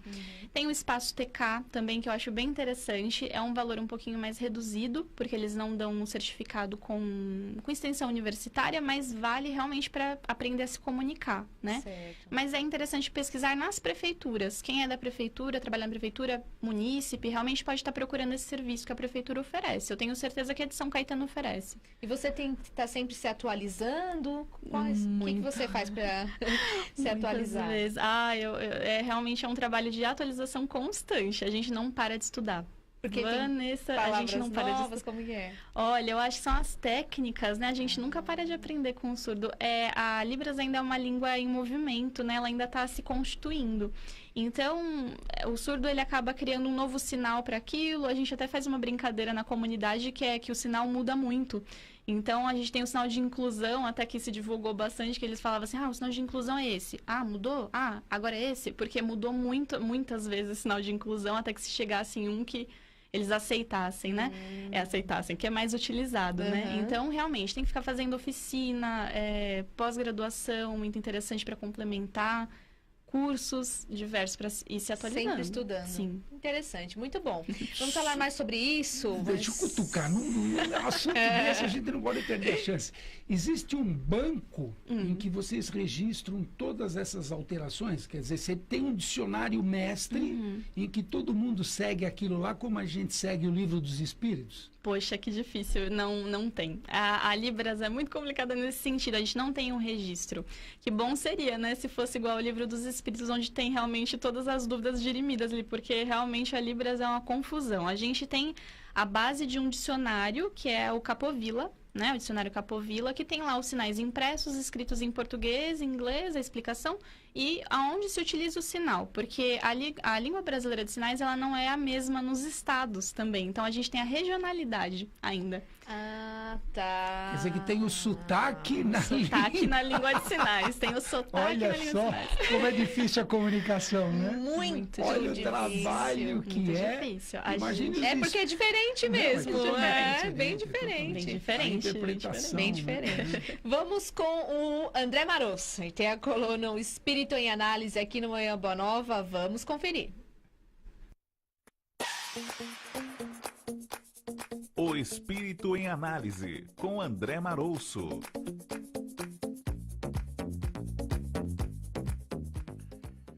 Entre os medos humanos, aquele que me parece mais estranho, por assim dizer, é justamente o medo da morte. Analisemos o que se pode dar após o fenômeno biológico do falecimento orgânico, para que então, de forma racional, possamos concluir se é infundado esse medo. Entre as possibilidades estão 1. O nada, ou seja, o fim. Se assim for, não haverá glória, descanso, nem tampouco punição, sofrimento, ou seja, nada vai melhorar, nem piorar após a morte, senão o fato que nossa estrada chegou ao fim. 2. A danação eterna graças aos nossos desatinos ao longo da vida. Ora, qual de nós, imperfeito que somos, desejamos uma punição eterna a um de nossos filhos por ter cometido uma falha grave? Se nós, que ainda estamos longe de sermos bons, não aceitamos a possibilidade de punir eternamente a carne de nossa carne, o sangue de nosso sangue, Deus seria mais impiedoso do que nós? 3. O ajustar de contas após a partida para o mundo espiritual. Nesse caso, eu não estou falando do inferno, mas sim das zonas de transição, como o purgatório católico, tão bem adaptado para o umbral espírita. Posso, nesse caso, também falar acerca das futuras encarnações em que pagaremos o mal feito com sangue, suor e lágrimas. Este último medo, permitam-me opinar, está entre as maiores estupidezes humanas. Afinal, o processo de julgamento é instantâneo ao cometimento das faltas ou dos acertos. É certo que tem gente que comete falhas abissais e que sequer se dá conta do mal cometido, mas nesse caso tratam-se de patologias psíquicas. As demais criaturas colhem no hoje o resultado de seus plantios. O que quero dizer com isso é que o ajuste de contas é interior, sempre, e se dá a todo instante. Boas semeaduras, bons frutos.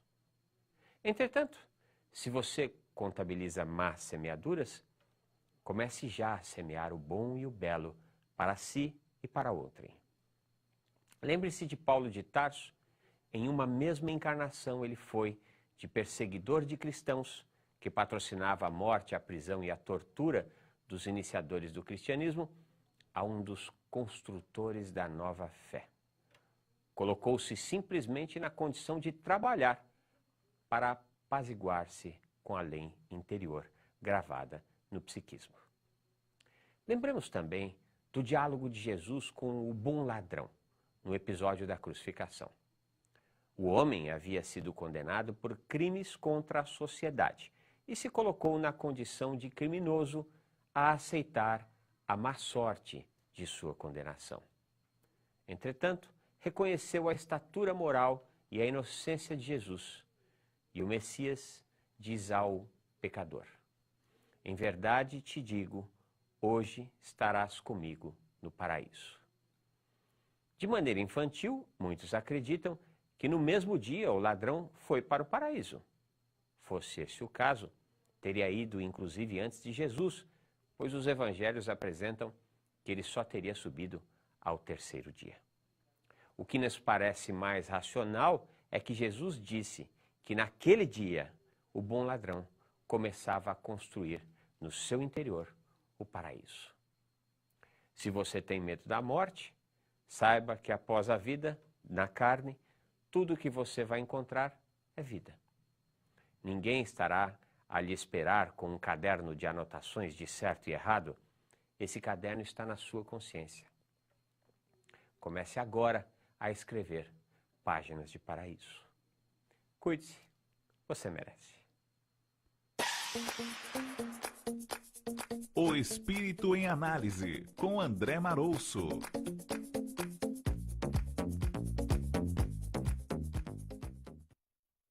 É isso aí, André Marouço está de volta aqui no Manhã Boa Nova, na próxima semana. Gratidão pelas informações. E nós temos a previsão do tempo para Guarulhos. Sol com muitas nuvens durante o dia, períodos de nublado com chuva a qualquer hora. Máxima de 23, mínima de 14 graus. Em Sorocaba, também sol com e aumento de nuvens de manhã, pancadas de chuva à tarde e à noite. Lá a máxima é de 26, mínima de 15 graus. Em Três Corações, Minas Gerais, sol também, aumento de nuvens de manhã e pancadas de chuva à tarde e à noite. Lá a máxima é de 24, mínima de 17 graus. E uma oficina de desenho oferecida no Museu Histórico Sorocabano está com inscrições abertas. Vagas gratuitas são para interessados a partir dos 15 anos. A oficina ministrada pela artista visual Maria Radice será neste sábado, amanhã dia 18, a partir da 1 da tarde, no Museu de Sorocaba. Ela faz parte da programação da 17ª Semana Nacional dos Museus. É obrigatório que os participantes levem prancheta de desenho. E os demais materiais são opcionais. As vagas são limitadas e a inscrição deve ser feita das 9 às 4h30 da tarde pelo telefone, que é 15 3231 1026. O Museu Histórico Sorocabano fica na rua Teodoro Kaisel, 883, na Vila Hortência, que é anexo ao Parque Zoológico Municipal Quinzinho de Barros. Quais são as atividades do SEMEAR, Norberto? Esse fim de semana será bastante agitado. Nós faremos o seminário de atendimento fraterno no SECA, em Santo Amaro, na Rua Arnaldo Magnicaro, 1370. E para todos os alunos e trabalhadores sobre mediunidade, atendimento fraterno, uma coisa muito bacana. Então, quem quiser se inscrever, www.gruposemear.org, faça a inscrição e contamos com vocês lá. O seminário será das 9 da manhã às 13h30. Contamos com todos. Mais uma vez o site? www.gruposemear.org. Lá tem todos os dados. E vale a pena conhecer. O site é muito bacana, você viu? Gostou, né? E a Vanessa já escreveu lá, hein? Nós temos nossa newsletter, né? Vocês que nos ouvem também podem se inscrever na newsletter e vocês vão ver os textos que a Vanessa escreveu sobre Evangelho no Lar. Vale a pena, muito bacana, tem muitos outros legais, né? Deixa eu aproveitar esse anjo que está aqui no nosso estúdio hoje, uma coisa fantástica. Uma criança que ela é surda, não obrigatoriamente ela é muda. Isso. E como que é feito o processo de ela aprender pela Libra e depois conseguir verbalizar, sonorizar aquilo que ela aprendeu? Então isso também é uma confusão que as pessoas acabam fazendo, né? A denominação, e também a denominação de deficiente auditivo, acho legal a gente colocar também. Vamos falar. Então, assim, o surdo, ele é deficiente auditivo, mas porque é uma visão médica, né, da coisa. Então, assim, ele é deficiente, mas o surdo, às vezes, quando ele adquire essa identidade surda, ele não se sente deficiente, porque ele fala que não falta nada, né?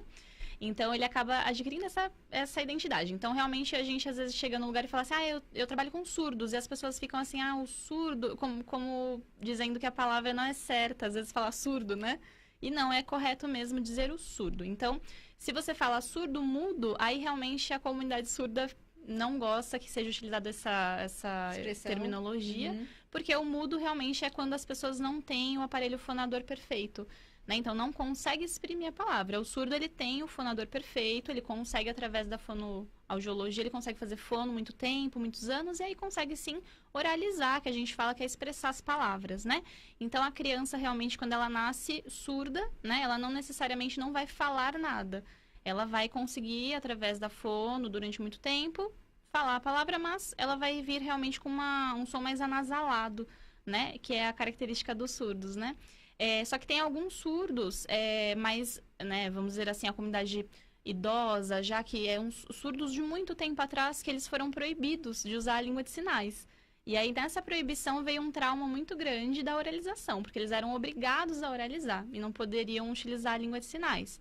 Então, normalmente, os surdos mais idosos, eles têm esse trauma de, não, eu não quero oralizar, eu quero usar a minha língua, que é a língua de sinais, né?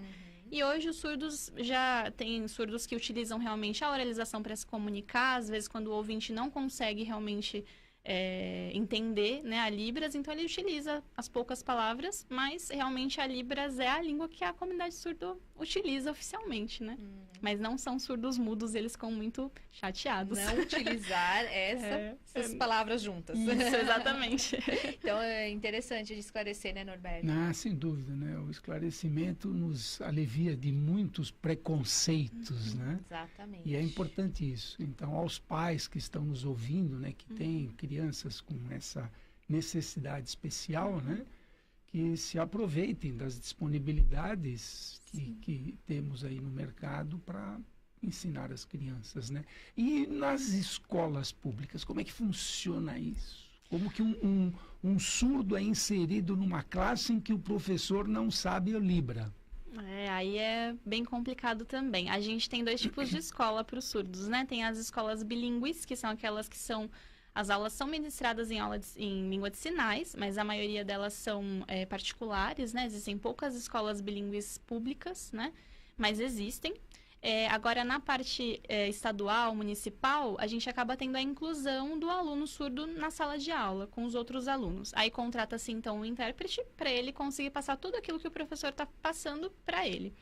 Aí surgem algumas dificuldades que às vezes a criança entra na escola sem saber a língua de sinais.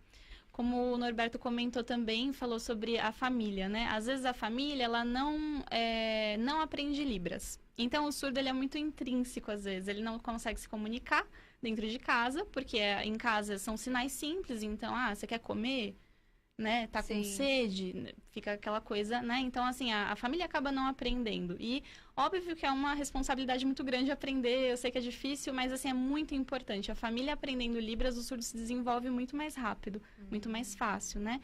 E dentro das escolas, às vezes, eles vêm sem a língua de sinais. E aí, o intérprete... Ele está ali naquela função, segundo o nosso código de ética, né?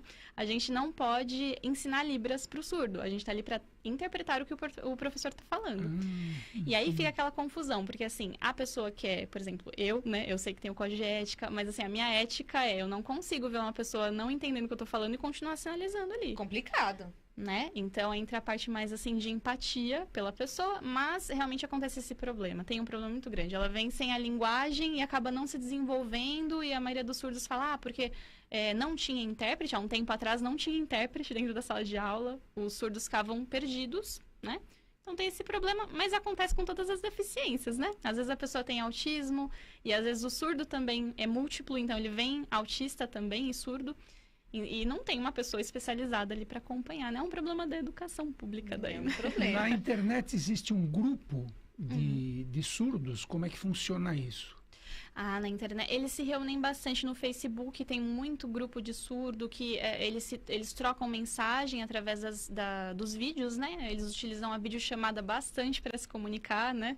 Então, fazem a videochamada, se comunicam e eles se reúnem muito, assim, presencialmente. Então, tem alguns grupos de encontro nos shoppings, no Shopping Santa Cruz, no Shopping Osasco. Eles se reúnem ali naquele ambiente para trocar em língua de sinais, para conseguir ter a comunicação. Bacana. Muito legal. Muito legal. Pelo WhatsApp, a Sônia Serra de Sorocaba está participando. Muito bom dia, galera do bem.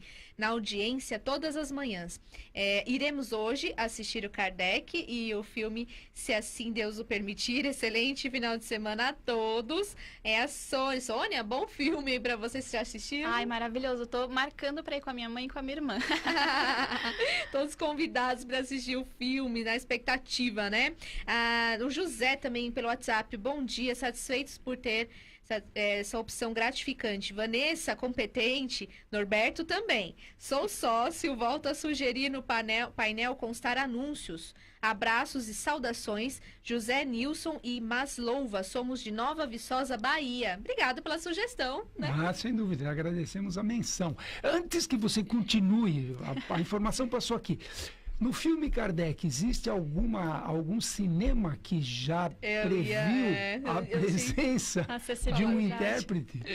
É bem complicado, né? A maioria dos cinemas, eles oferecem a legenda, né? Como forma de acessibilidade para os surdos. É um pouquinho complicado, porque, como eu falei, eles não têm muito domínio, alguns, né? Não têm domínio do português. Então, a legenda ali, para aqueles que utilizam a Libras, que a gente fala que é a Libras pura, né? Que ela é desvinculada totalmente do português, a legenda não adianta muito. Então, uma iniciativa legal quando tem acessibilidade, a audiodescrição para os surdos, para os cegos, desculpa, e também a Libras ali, né? Mas é muito difícil achar um cinema que tenha essa acessibilidade, viu? Olha, estamos lançando um desafio, você que é dirigente de um cinema, façam sessões especiais para os surdos, né? Vamos começar pelo Kardec. E o primeiro filme, o Kardec, evidentemente, né? Olha que bacana. Vamos ao sorteio. Você que esteve na Blitz Feal do Carbar Schutel, participou, preencheu o formulário e agora pode ganhar alguns brindes especiais aqui no Manhã Boa Nova.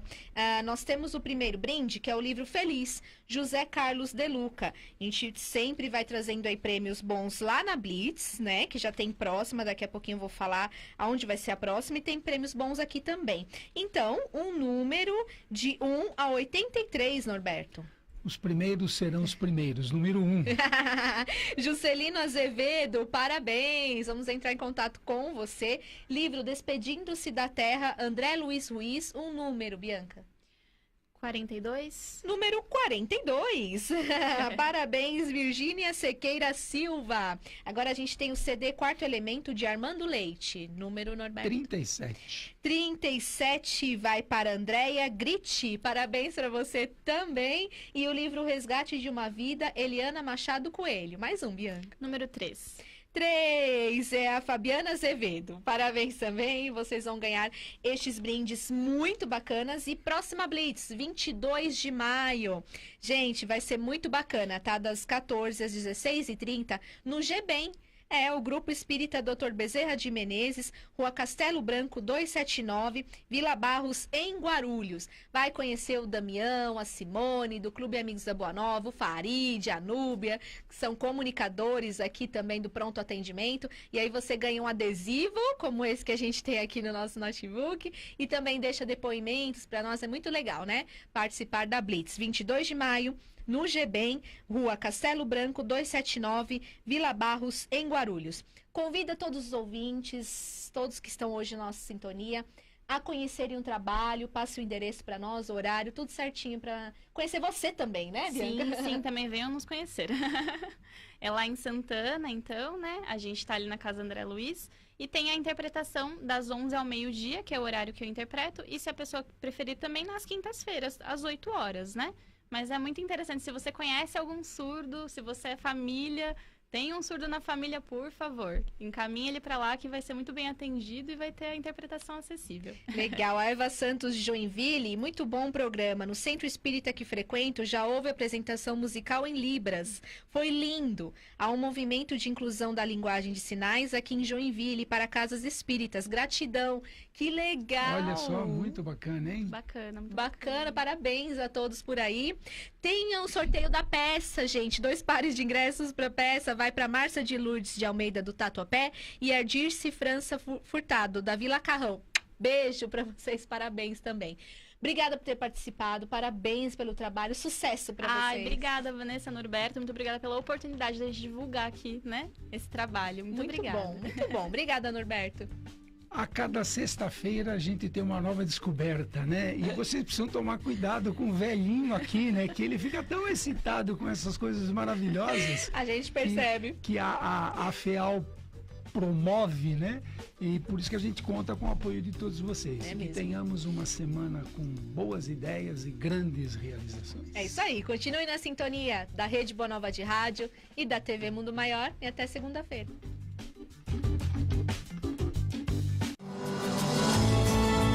Você ouviu Manhã Boa Nova.